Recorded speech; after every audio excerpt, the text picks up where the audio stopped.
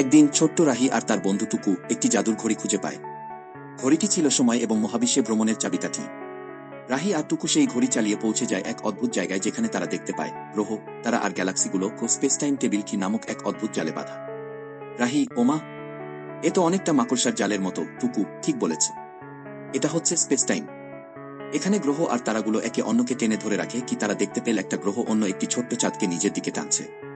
সেখানে এক এলিয়েন বন্ধু তাদের বলল, এই যে স্পেস টাইমের ঝাল, গ্রহ আর তারা এখানে চলাফেরা করে একে অপরের সাথে মজার খেলা খেলে।